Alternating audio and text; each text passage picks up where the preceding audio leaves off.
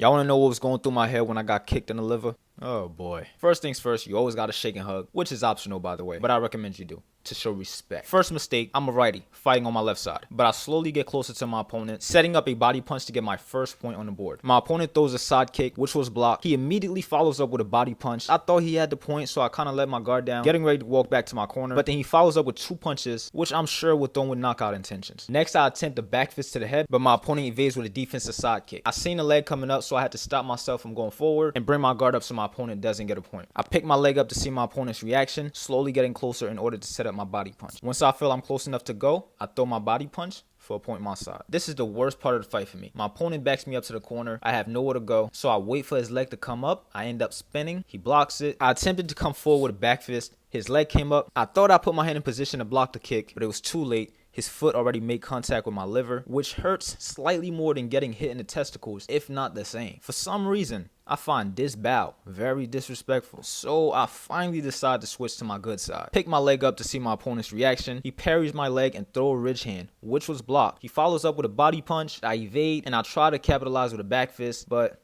no points were called. I then reached over his guard with a back fist to the head to get a point my side. At this point, I'm already down on the scoreboard with a few seconds left on the clock. I just want to counter off his techniques. He comes in with a body punch. I evade with a lead hook to the head. I show him my backhand to kind of confuse him. Then I come in with a lead hand back fist to get the last point. I lost this fight, but I'll never start fighting someone on my weak side ever again. I am very much looking forward to fighting this specific fighter sometime again in the future.